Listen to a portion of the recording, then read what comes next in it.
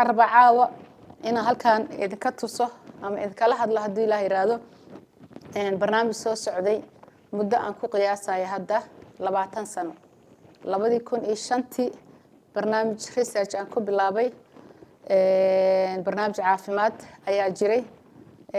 dadka qaar way ka warqabaan waa barnaamij maaragtay aniga wax i taabtay darteed personal ku bilowday alxamdulillah ilaahay wuxuu iga badbaadiyay kansar ilaahayna subxaanahu wa tacaala taas ma haddaas ilaaha iska leh 2005 waxa ii keenay inaan u bilaabo barnaamij inaan bilaabo oo ah baaritaanka caafimaadka dabiiciga markaan arkay waxyaabo badan oo aniga aan soo maray oo personal experience ah isbitaalada aan ka soo maray iyo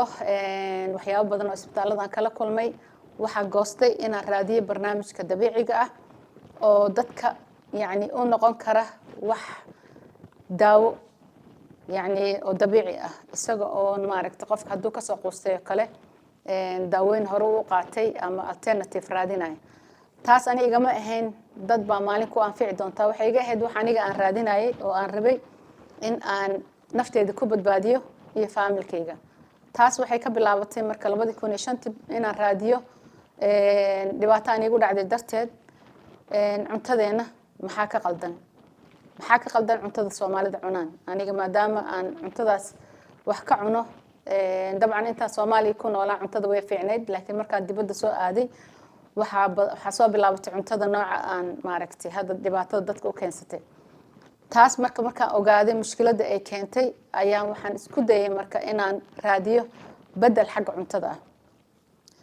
cuntadan marka maxaa ka qaldan hadii la yiraahdo maanta waxyaabo badan YouTube-ka qofkii gala uu ka arki karaa laakiin waxaan rabaa inaan xoog saaro maxay keentay cuntadii qaldaneed qofkii YouTube-ka galo anigoo 7 cashar kaga hadlay ayaa ku jira YouTube-kayga Sucaad Cali ku qoraysa SUADALI halkaas waxa ka helaysaa barnaamijkan isagoo dhinacyo badan aan kaga hadlayo taas marka waxay ii keentay cunto xumadaas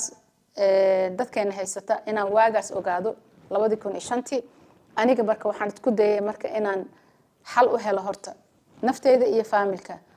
taas ayaa waxay igu keentay marka inaan raadiyo cuntada ugu nafaqada badan faa'iidada leh oo aan dhibaatada lahayn in aan raadiyo sababtana waxay ahayd xanuunkii aniga igu dhacay waxaan soo hubsaday inuu ahaa wax cuntada ka yimid xanuunkan maanta hadda waagaas 2001 ayay ahayd 20 qof ama 30 qof waxa laga helayay 2 qof oo qaba xanuunkaas laakiin maanta 5 qof baa qaba alxamdulillah ilaahay subxaanahu wa tacaala iga badbaadiyay ilaahayna inta maanta qabtay ilaahay ka badbaadiyay inta u dhimatay ilaahay u naxariisto inta kalena ilaahay ka badbaadiyay marka barnaamijkan wuxuu ku saleysan yahay ka hortagga xanuunkaas xanuunka noocaas waliba qofka waxa haduu online ka hadlayo maba lagu soo celcelin karo magacaas xanuunka noocaas oo aniga hadda ka hor igu dhacay waa kan hadda maanta dadkeena baabi'inay waxaan arki doontaan in kala hadli doonana waa ka hortag xanuunadaanayto xanuunka lama sugo intuu imaanayo luqad walba waa lagu yiraahdaa prevention is better than cure englishka carabiga waxa la yiraahdaa waqaayat khayr min al-ilaaj af Soomaaliga waxa lagu yiraahdaa kelmadda af Soomaaliga fahmariga raali ahada yani waxay u egtahay ka hortagga waxa daawada waxay ka fiican tahay ka hortagga saas aan u fahmaya so now waxaan rabaa marka xanuunka wixii keenay iyo waxa soo dhan iyo meel badan kaga hadlay waxaan caaw rabaa barnaamijka 20 sano oo aan ka soo shaqeynay ama research sameynay oo sida loo sameeyo daawada dabiiciga ah ama sida dadka ka hortag loogu sameyn karo daawadina inaan ka dhigin mid aniga daawooyinka la isku soo dardaray oo magacyada lagu soo qortay oo qofka uu ku gaday daawo ahaan oo patent ka loo sameynay inayna noqonin laakiin daawadeena inay cuntadeena ku jiri karto in cuntadeena lagu dhex dari karo haddana waxaan ka hadlaynaa waxa waaye traditionally waxa aan leenahay alxamdulillah dhul barwaaqo waxaan leenahay dhulkii daawada waxaan leenahay dhulkii carafta waxa lagu bixiyay dhulkan inuu yahay dhulkii caafimaadka dad badan ayaa waagi horena ka qaadan jiray xabkaha iyo waxyaabo badan oo la mid ah haddana waa laga qaataa saacadan la joogo waxa la qaataa containero sanad walba waxa raadiyo Chinese-ka waxa raadiyo Western-ka waxa raadiyo Carabaha cid walba wadankeena timaada waana waxyaabo badan oo aan dadkeena ka warqabin ayaa jira oo dhinacaas cilmiga noocaas ah maxaa loo daldalanayaa marka xabkahan waa kuwan meel badan waa ku aragteen magacyo badan oo kala duwan ayay leeyihiin lixda nooc oo anaga aan ku takhasusnay company-geena ahaan Sucaad Silk Road waa lixda nooc oo labada luubaan maydiga iyo beeyada malmalka xabag cadaada xagarka iyo xagarka maydiga iyo malmalka lixdaas marka maxaa laga helay maxaan u jeclaaday number 1 horta waxaan helay cilmiga ba available ah oo meel walba ku qorno waxaan maanta ka hadli doono qof walba isaga raadin kara ka heli kara online-ka akhrin iyo baaritaan badan aan sameeyay ayaan ku ogaaday in ay tahay wax maaragtay dabiici la isku daaweyn karo tii markaan soo ogaaday experiment ayaan bilownay alxamdulilah rabbil caalamiin 2008 bilowgeeda Soomaaliya ka bilownay in aan waxaan hadiiba daawadan dhan ay leedahay oo maaragtay gadaal dambe aan ka ogaaday 2017 ayaan ogaaday xabkaha Soomaaliya laakiin 12 sano ka horeysay 7 sano waxay ahayd 12 sano aan ku fahmay adduunka inay haweenka qaldan yihiin xagga cuntada iyo daawooyinka laakiin markaan helay xabkaha Soomaaliya waxaan ogaaday dadka marka ogaaday inay sumaysan yihiin in badan oo suntaan ay keentay xanuuno badan yani English waxa lagu dhahaa toxins Soomaaligana qaras baa la dhahaa laakiin ani qarasta waan si dhaafsiinaya waa wax dadkii hadda maanta jirkoodii gudaha ka cunaya ama bahalaha noqdaan ama bacteria ha noqoto ama fungal ha noqdo wixii dadkii gudihii baa laga cunaya iyagoo maaragtay korkii ay ka dareensaneen dhibaatada gudaha ka socoto tii marka waxay keentay dadka inay maanta meelo badan dibadda loo aadayo in dhakhaatiir loo aado laakiin wadankeena waxa naga siiyay Ilaahay naga siiyay baan rabaa maanta inaan idin baro in badan waan ka hadlaayay laakiin barnaamijka hadda saan isugu xiran waa mid ka caawa aan rabo si officially ah dadka inaan maaragtay si fursad fiican aan helay aan rabo inaan oga maaragtay faa'iideeyo maxaa ku jira marka programkan waxaa ku jira waxa dadka markay sumoobaan sunta ka saara number 1 dadku waxay yiraahdaan maska markuu qofka qaniino waxba la siiyaa hore maaragtay ka hortagaya suntaas maska sida hadda geedka la yiraahdo dib qalooca oo kale sidaas oo kale sun waay marka waxa jirto waxyaabo looga hortago horta number 1 waa bahaysanaaba alxamdulillah baalka xagarka la yiraahdo exactly waa poisonka bahalada marka qofka qaniino hore laga siiyo waaba kan xagarkii daawadaynu ku jira alxamdulillah xagarku waxa la mid ah xabkiyo kale oo dhan sida loobaanta malmalka waxa soo dhan waxay sameeyaan marka sunta meeshay soo galaan micnaheedu waxa waaye sunta bacteria waa sun fungalka waa sun viruska waa sun waxyaabaha noocaas oo kale oo dhan haday sun ahayn jirka dhibaato uma gaarsiiyeen jirka ay cunayaan waa bahalo yar yar waa waxyaabo fidaaya noole ah haddana jirkii maalinba in yar ka goosanaya ilaa qofkii marka dambe hadduu xal waayo u dhimanaya marka taas baa waxaa la arkay xabkii Soomaaliya ka baxay oo maanta dadka ay naga qaataan inay iyaga yihiin antidote ama wixii sunta bixin lahaa maadaama alxamdulillah ilaahay cilmigan uu nasiyay oo ilaahay subxaanahu wa ta'ala fadligiisa aan ku helnay maanta waxaan soo gaarsiinaynaa Soomaali weyn meel walba ay joogto iyo adduunka dadka inta kale oo la degan cidi ka faa'iideysanaysa hadduu ilaahay yiraahdo kolay dadku way dhoofsadaan waxay ku sameeyaan dadkeena isma weydiiyaan maadaama marka ay arrinkaas uu jiro annaga waxaan soo gaartay maxaa xabkahan la dhoofiyo loo isticmaalaa waxa loo isticmaalaa waxyaabo badan ay hadda ugu horeysa barnaamijkan ka hadlayno barnaamijkeena waa daawo gudaha iyo daawo banaanka waxaan haynaa wax alla wixii gudaha lagu nadiifin lahaa iyo waxaan haynaa wax alla wixii maqaarka lagu nadiifin lahaa ama lagu daaweyn lahaa marka ma jiro xanuun ma jiro la daaweyn karo ilaa sunta qofka laga saaro xanuun ma dhici karto in lala dagaalamo waxa laga yaabaa dad badan inay maaragtay ku baraarugaan dad badan inay yani bilaabaan inay ka fikiraan cid maanta ay u qabsanaysa diyaar waxaan u ahay inaan la hadla haddii Ilaahay yiraahdo sunta jirka iyada ku jirta daawo kasta qofka la siiyo ma aha mid wax taraysa haddii ay ka daboosho symptomska birid xanuunku soo noqonaya laano jirkiiba waxa ku jira toxinki ama wixii xanuunada keenay annaga xoog waxaan saarnay marka daawo meena soo saarnaa leenahay xanuunkaas uu daaweynaya laakiin barnaamij waxaan sameynay isugu jira detox daawadii iyo nafaqadii barnaamijkaas marka alxamdulillah rabbil caalamiin 8 sano oo tijaabo ah kadib maanta waxaan dhihi karaa alxamdulillah rabbil caalamiin ilaahay subxaanahu wa ta'ala fadligiisa inaan haysano daawo naga saari karta xanuunada maanta na haysta ee ugu badan tahay xanuunka aniga igu dhacay xanuunadaasna maanta dad badan ayaa jidkeeda ku socda dad badan isbitaalada u jiifaan dad badanna way koos gareysay noloshoodii xanuunadaas iyo wax la mid ah kasoo qaad sokortii dheh gaaskan hadda dadka wada wareeriyey h pylori waxbaa maanta dhan magacyaa la wadaa cholesterol wadna xanuun waxaasoo dhan way socdaan magacyaa loo sameeyey underlyinka waxa dhan waa maxay dadka jirkooda sun baa ku jirta tii baa waxay keenaysaa ama beerkaa sumoobaya ama xabeetidaa sumoobaysa ama gadka digestive system dheefshiidka ayaa sumoobaya ama xubnihii kale maskaxdii dad badanaa maskaxda laga hayaa waxaa la leeyahay hala geeyo meelaha jinniga lagu saaro ma dareensana waxaa haysta dadka nafaqa daro iyo sun maskaxdooda gashay ma la nadiifin karaa haa number 1 waxaa ka ah maskaxda daawadeeda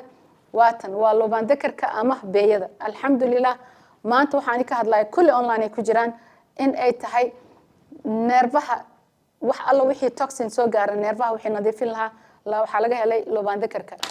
waxaas markaa soo ogaanay oo mid walba xabkahan mid walba ay tan kale ay wax kaga fiican tahay haddana laakiin ay isaga wada mid yihiin intooda badan xabag cadaada marka laga saaro shanta kale waa antiviral antibacteria antifungal waana waxa maanta xal loo la'yahay adduunka alxamdulilaahi rabbil caalamiin wixii hala baaro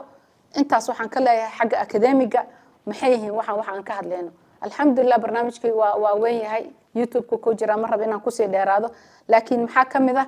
barnaamijkaan u diyaarinay dadka inay sunta ka saarto marka number 1 waa suntii la saarayo tan labaadna waxa waaye in la daaweynayo qofkii masalan dhaawicii ee sunta keentay jirka dilaac hadda alsarka oo kale calooshaan soke dadka markii ay wasaqda ka badato ay weydo wax ka nadiifiya dilaac buu imaanaya dilaac bay keenaysaa dilaacaas marka bahalla galaya halkaana hadhow h pylori waxaas ka soo baxa markii ay ka nadiifiso bakteeriyada xabkahan markay galaan caloosha bakteeriyada nadiifiyaan waxay leeyihiin ability ama awood ay isku soo xiraan kadkii ama meeshay dilaacsanayd soo way kabayaan hadda qof walba malmalka ama lubaanta ka warqaba sidii maaragtay dadkayna hore u isticmaali jireen nabarada waa lagu daaweeyaa marka maadaama nabarada lagu daaweeyo micnaheeda marka ugu horeysa nabarka waxay ka qaadaysaa bakteeriyada waxa saaran marka labaadna waxay leedahay healing property sidoo kale bay gudahana ka sameynaysaa intaas marka aan isla hubsanay oo alxamdulillah aan fahnay tijaabadii aan ka bilaabnay Soomaaliya 2018 waatan hadda maanta iyadoo dhameystiran alxamdulillah rabbil caalamiin oo aragnay natiijadana inay noqotay 200% way shaqeynaysaa alxamdulillah rabbil caalamiin qof walba oo maanta health care ku jiran waxaan jeclaan lahaa inuu research-ga wax ka soo qayb qaato oo hore loo hormariyo oo waxna looga soo saaro dadka haddii uu qof rabo information ziyaado ahna aniga diyaar waan la ahay laakiin waxaan rabaa even haddii dadka la siinayo daawooyinka ay qaadanayaan markay ugu yarta horta sunta inay iska dhaqaan waxaas waa waxa anaga diyaarinayna insha Allah taala marka soo dhawaada barnaamijka waxa ku jira waatan waxaan diyaarinay lubaan dakarka waa mid maskaxda si gaar aad ugu sii fiican waxaan u diyaarinay qofka inuu biyo ku darsan karo inuu juice ka dhigan karo inuu shay ka dhigan karo maraqa inuu ku dari karo waxaas oo dhan waan diyaarinay way ku jiraan TikTok iyo YouTube-ka labadaba saliidina waatan powderkina waa kan labadaba waxaan ugu talagalnay qofka muddo khaas ah ama hal bil ama 15 maalmood inuu qaato waxay ku xiran tahay qofka xanuunkiisa 15 ka soo qaad masal barnaamijkan isku xiran kulligiis waxa la yiraahdaa waa 45 days detox plan maxaa marka 15 ugu horeeyay lubaanta la qaato 15 ku xigana waxa la qaadanayaa malmalka ayaa la qaadanayaa malmalka oo ah kii labaad 15 labaad 15 saddexaad waa hadiga iyo xagarka mar waa la isla qaadan karaa marna hadiga kaligiis wixii oo dhan marka waxa waaye geed walba oo saliid leh hadii uu geedka leeyahay noocyo badan oo hadda barnaamij insha Allah waa soo galin doona waana ku jira YouTube-ka chemical compositions-ka ku jiro xabkahan iyagoo English waa soo gudbin doona haduu Ilaahay yiraahdo haddana waa cusboonaysiina laakiin ku jira qofkii online ka fiirinaya biidnillah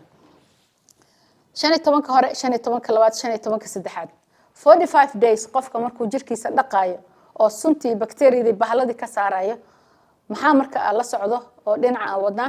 barnaamijka qaybtiisa labaad insha Allah taala waa u gudbaynaa oo ah nafaqadii qofka marka sunta laga saaro nabarkiina uu biskoodo maxaa uu raadinaya wax la yiraahdo nafaqo raba si uu jirka mar labaad selkii uu soo cusboonaado sel nadiif ah caafimaad qaba qofkina naftiisa ay u soo noqoto taas marka maxaa la sameeyaa waxaa ogaaday markaan barnaamijkan aad uga shaqeeyay kadib Soomaaliya anigoo yar waxaa maqli jiray barnaamij loo dhaho qofka hadduu xanuunsado waa la baaninayaa. Baanintii waan soo xasuustay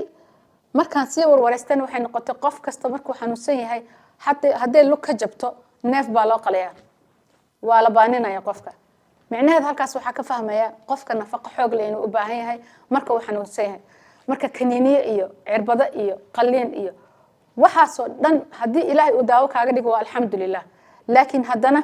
haddii la hilmaamo sunta qofka in laga saaro la nafaqeeyo hadda qofkan daawada side effectigeeda keligeed baa bedeli karta. so waxaan rabnaa qofka daawadii u shaqeyso ilaahay daawo uga dhigtay rabtaa ahaato ama xabkaan ha ahaato ama daawooyinka la ahaato sunta in laga saaro nafaqadina la siiyo. barnaamijka wadna waa inta marka alxamdulilah rabbil caalamiin daawadu way noogu jirtaa sunta saarkii uu noogu jiraa haddana nafaqadii waa u gudbaynaa. barnaamijka marka waa kan number 1 waxa ugu horeeya bahasha caloosha socodsiisa ilaa calooshaas la furo waxba shaqo ma qabanayaan sababtoo jirkii baan dhaqaynaa. dhaqitaankii isagoo socda haddana waxaa loo baahan yahay in laga bilaabo hoos qaybta maaragtay saxarada ay marto hadday xiran tahay waxba jirka kama baxayaan. taas waa dadku xanuunsan yihiin caloosha inta badan taagan. inta badan waxa arkay dadkeena dhibaatada ugu weyn haysato waxay ka timid calool istaaga. dad baa waxay yiraahdeen isbuuc 2 isbuuc bil dhowr bilood sanawaad dad dhahay waa arkay. wallahi ilaahay tiisi bay ku nool yihiin ma garanayo sida xaaladooda tahay laakiin alxamdulilah rabbil caalamiin maanta xal waa haysanaa dad badan ilaahay maaragtay uu xal uga dhigay. marka tan waa number 1 marka saddexdooda 15 maalmood waxaan ugu dareynaa qofka quraacdiisii oo 14 nooc oo badarka baalka leh oo ka dhiganayo maaragtay mushaari. barnaamijka inta la wado wax walba oo ku jira waa la shiidaya sababta oo ah digestive kan rabaa in la nadiifiyo digestive in la nasiyo dheefshiidka inuu helo fursad oo ku yani lagu daaweeyo. laakiin haddii maanta dhan cunto la gelinayo waa mashiin uu shaqeynaya maanta dhan. marka waxaa la rabaa wixii oo dhan oo ah shiidan in la siiyo. marka kan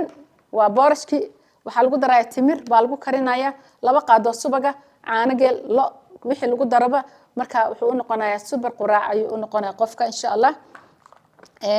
waxaa jira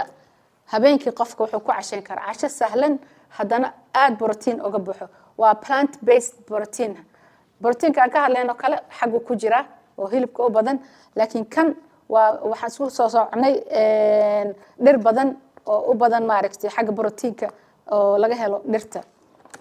wuxuuna u noqonayaa qofka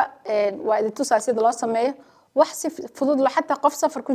ku jiro wuu shiidi karaa caano ku darsan karaa iyo timir iyo caano iyo moos iyo xataa mango waa lagu darsan karaa waa la cabi karaa si sahlan isagoo qofka safar ku jira aad u sareeya hormoonka waxyaabaha caawiyana wuu ka buuxaa. 14 grainka oo ah quraacda waatan cashadii waatan moringada waxaa lagu darayaa barnaamijkaas halkaas ka socdo oo hilibka iyo suubka lagu darayaa.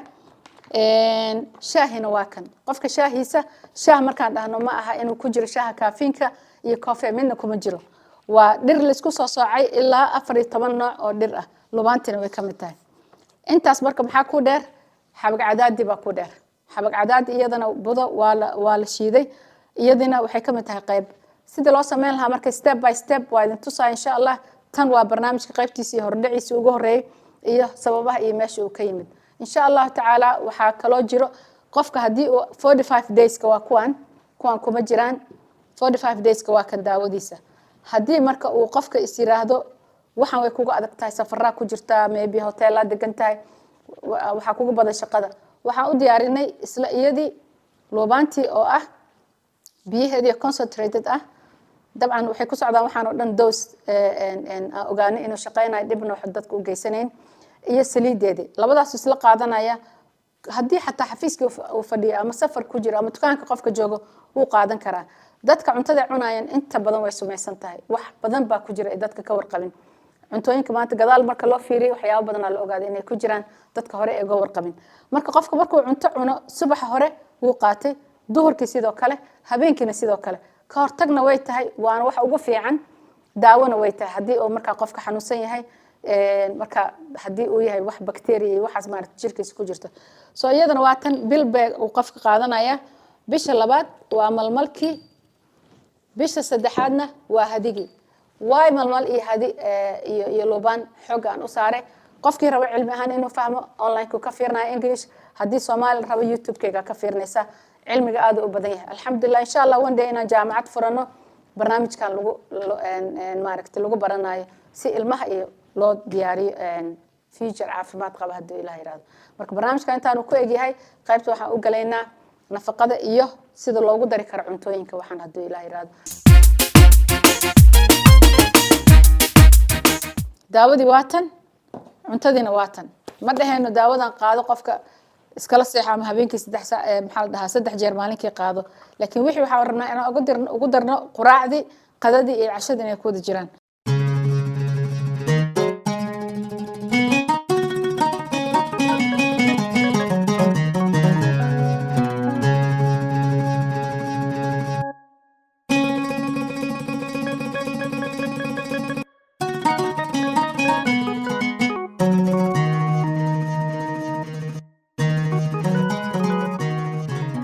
السلام عليكم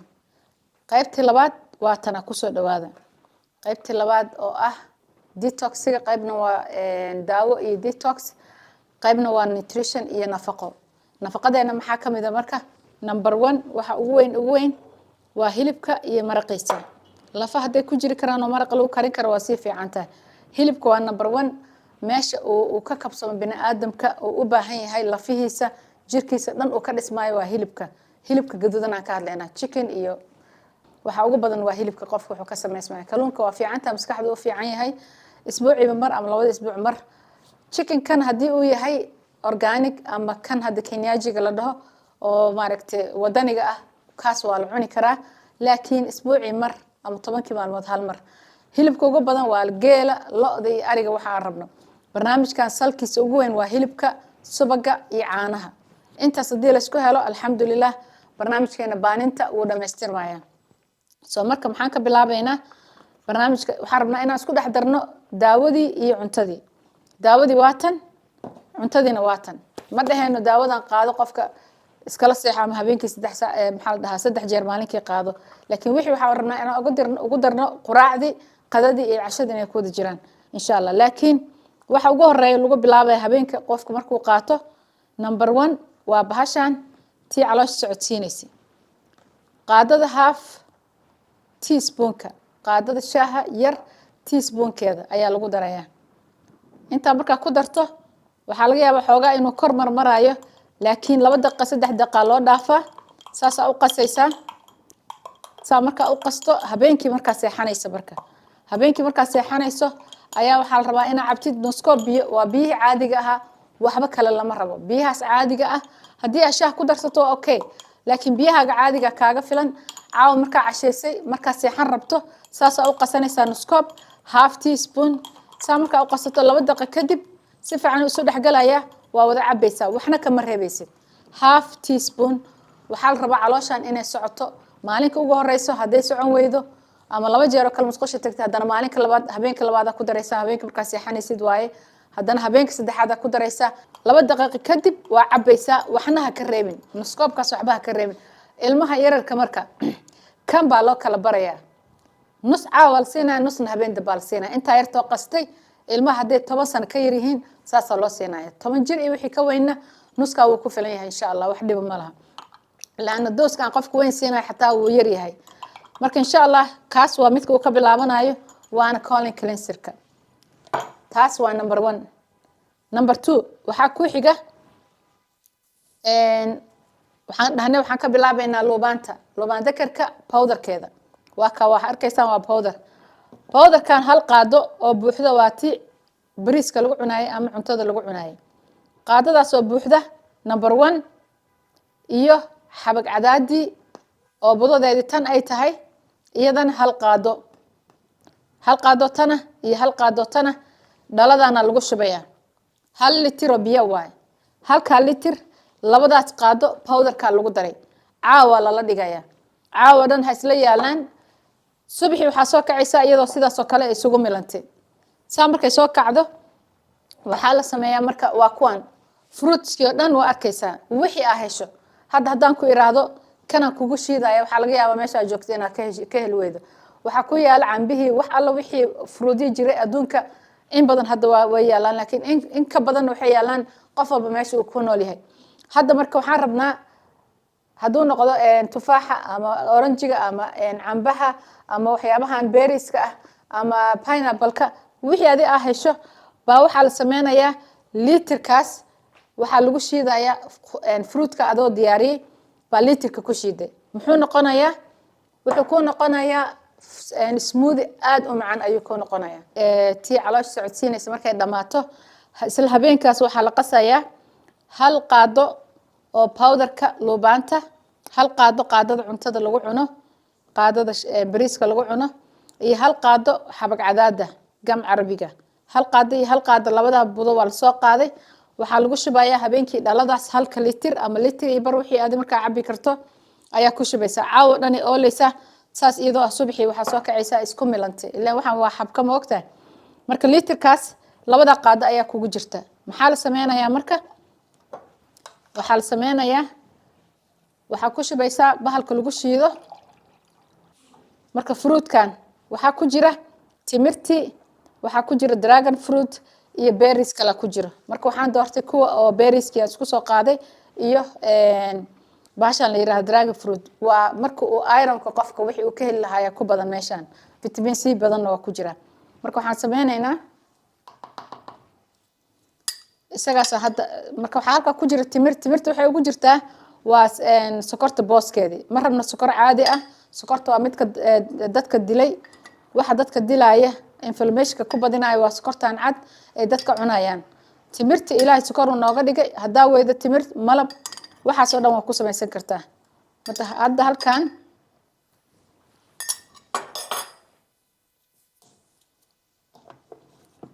waxa waaye smoothie marka ka dhigayso smoothie yani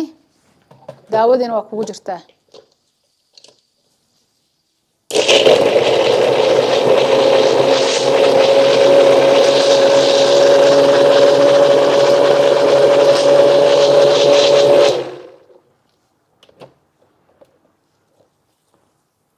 smoothie wuxuu ku noqonayaa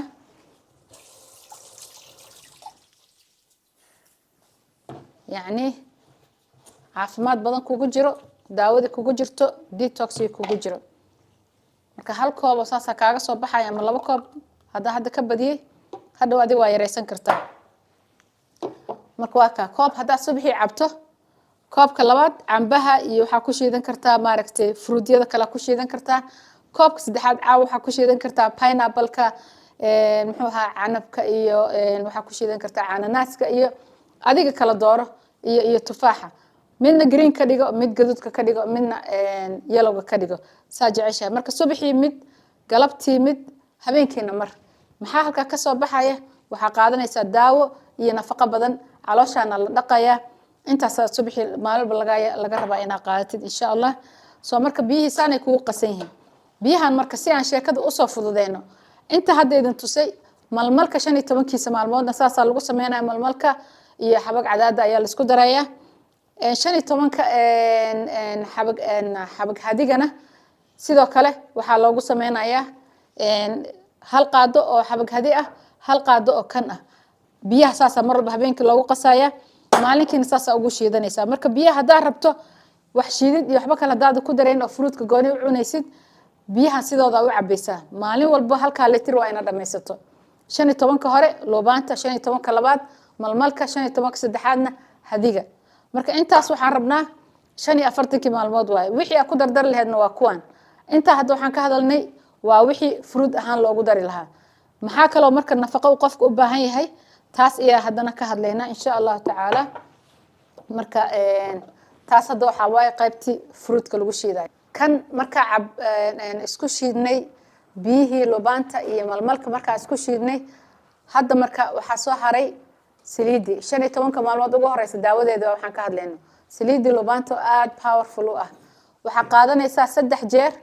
waa furaysaa saa marka u furto waxa soo qaadaysaa hal mar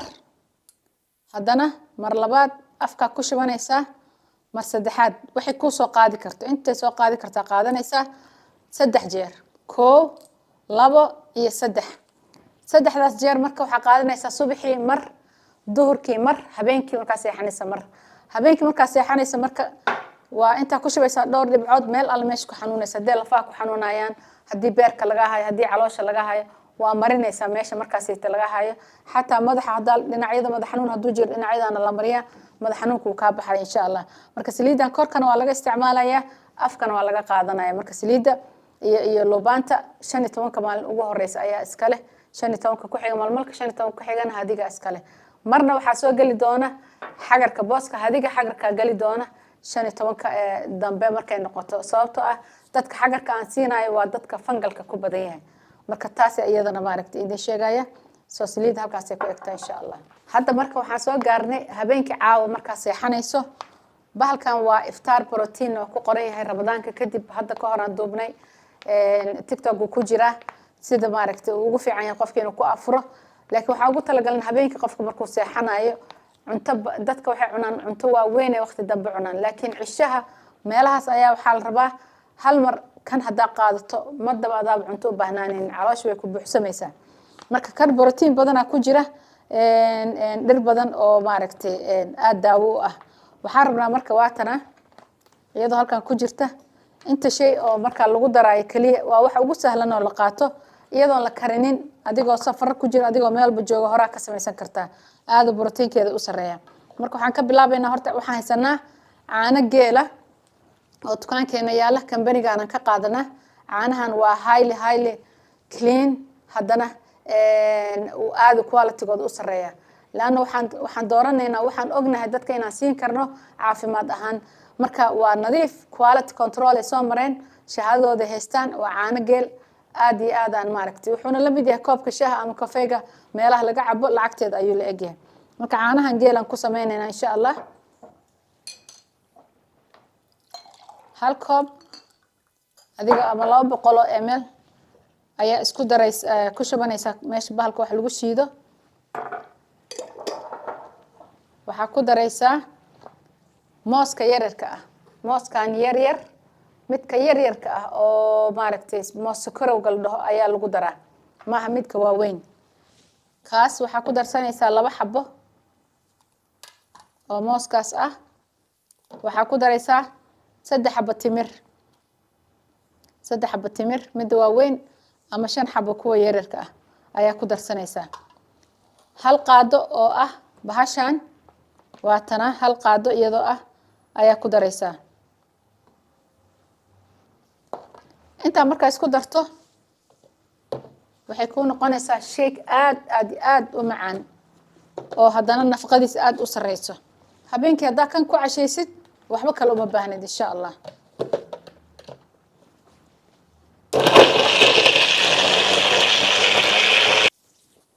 halkaa waxaa kaaga soo baxaya hal koob oo aad u macaan, ilmaha yararka xataa la siin karo. potassiumka hadda waxaa ku jira timir badan oo ironkii kaa saacidaysa. waxaa ku jirta muxuu ahaa mooskiyo potassium leh. waxaa ku jira caanihii geela oo ah caano aad u caafimaad badan. ilmaha yarka haddii la siiyo aad u nafaqo badan yahay subaxii markuu iskoolka aadayo ama habeenkii markuu seexanayo, iyo qofka hadduu rabo xataa cunto dabiici ah inuu cuno saan oo kale wuu ka dhigan karaa. marka timirtina waa kugu jirtaa, wax sokorna kuma jiraan. marka waa kana koobkaa shayga ayuu ku noqonayaa proteinka saasaa loo sameeyaa. waxaa kuu soo haray kan 14 grainka waa quraacdaadii, waa sida boorashka loo kariyaa loo karinayaa. dabcan timirtii hadda aan ka hadlaynay, timirtaasoo dhowr xabaa ku daraysaa, 2 qaadoo subag ama saliid macsara ku daraysaa. marka kuu karana caano geel ayaa ku dhex shiidanaysaa, subaxii aa cunaysaa hadduu ilaah yiraahdo. subax walba quraacdaadii waa kaas. maxaan hadda intaa soo dhammaynay, waxaa noo harsan shaahi. shaahan wax caffeine kuma jiro, waa dhir haddana qofka relax ay siinayso, aad yacni anti stress ah, haddana detox leh, nafaqo badan uu leeyahay. 14 dhir ayuu ka kooban yahay oo lubaanta ay ku jirto. marka sida shaahi u karsanaysaa subaxii hal koob, galabtiina hal koob. dabcan dadkeena shaahiya cabaan, marka iraahdo shaah micnaheedu caffeine kii ku jiray ma aha, waa daawadii qayb bayna ka tahay barnaamijkan caafimaadka. hal qaado oo qaadada yar, qaadada shaaha loo isticmaalaa.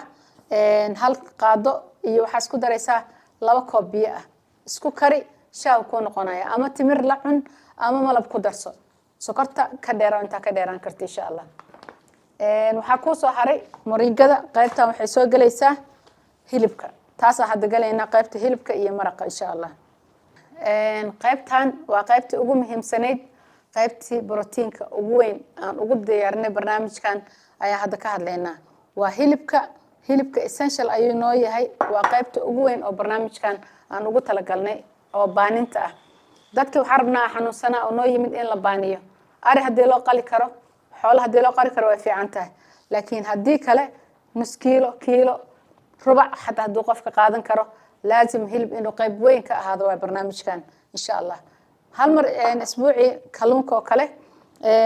dadka chickenka iska jecel yihiin chickenka laakiin intiisa badan waa wax hormoon lagu soo buufiyay hadii helaysa ki organic ah 10 maalmood hal mar waa isaga baahantaa laakiin hilibka gaduudan waa waxaan ka hadlaynaa insha Allah marka hadda waxaan tusaay sida la isugu dardaro waxaan hilibka lagu daraayo oo nafaqada badan laga helo insha Allah taala hilibkan waxyaabo ku darayna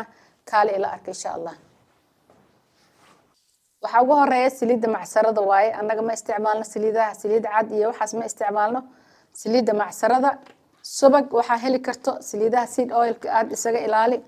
waxay ku qaarkood waxa laga keenay petroleumka marka saliida macsarada waxa ku daraysaa waxa la wixii ahaa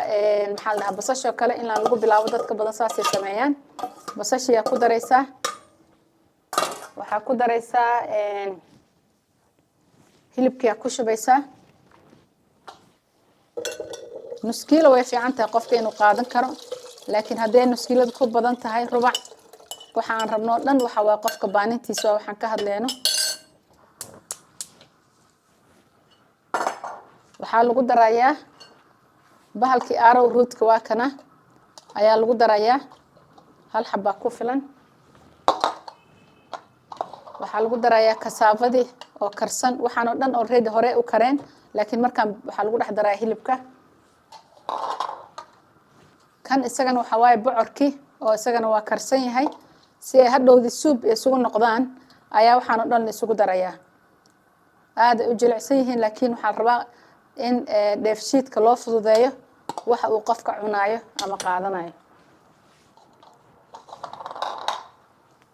waxa ku soo haray bataatiga sweet potato isagana waa ku jira barnaamijkan intaas hadda maxaan isugu darnay nafaqada qofka aan rabno inuu helo ayaa halka ku jirta hilibkii iyo waxa soo wada maaragtay roots ayaa ku jira marka insha Allah waxaan rabnaa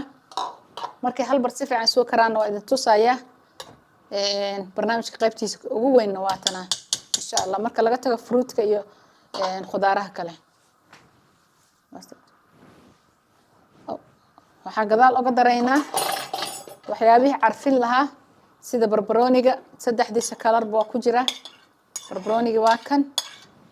waxa kale oo ku dareynaa kabsar caleenti qofka soo jecel yahay isaga sameeysan karo hadaa artid kala inay maaragtay kala hormarisid waxaan hadda isku dardareyno anaga hadda waxaan rabnaa bes ina kaamiradeeda tusno waxyaabaha importantiga ah taas waa kabsar caleenti tan waxa waay mint fresh mint yani fresh mint waa midan kana waxa waay rosemary inta marka isku darto ayaa la isku daboolaya waxa kaaga soo baxaya maraq aad u caafimaad badan insha Allah maalinkii marka waxa la rabaa haduu ka bato freezer-ka gasho maalinka labaad saas u qaado hadii maalinkaas inta kugu filan aad samaysatana intaan oo kale ku darsay wixii kale dhulka ka soo baxay anaga waxa cuneen oo dhan waa wixii dhulka ka soo baxay ma rabno wax warshad soo maray ma rabno wax chemical laga sameeyay waxaas oo dhan waa ka soo horjeednaa ku soo dhawaada dhulka daawadiisa insha Allah waa kan hadda hilibkii iyo wax alla wixii aan ku darnay oo rootska ahaayo dhan oo isku karay waa kan qofka marka wuxuu ku cuni karaa iyadoo sidaas ayaa waxa ku cuni kartaa waxaan oo dhan burkii iyo waxay ku bedeli karaan bariiskii iyo baastadii sidooda ugu cunaysaa hadii marka aad ay u sii jilcdo waxa la rabaa si fiican inay u jilcaan hadii kale markay qabowdo waa shiidaysaa macal hilibka haduu qofka cuntada u cuni karin ama marka cunaha laga hayo kale waxba laqi karin waa loo shiidaya hilibkii wixii dhan isku dhex jira marka alxamdulilah wax ka maanta caafimaad badan waxaan ku qofka qaadanayo isagaa jirkiisii waxaa la arkaya nuuraya maqaarkiisii nuuraya soo cayilo qofkii insha allahu tacaala waa kaasaa barnaamijka soo dhawaada muxuu ahaay qaybtii hilibkan kusoo gabagabaynaynaa wixii su-aalaha qabtaana waana soo weydiinaysaan soo dhawaada ilaahay idinku caafiyo insha allah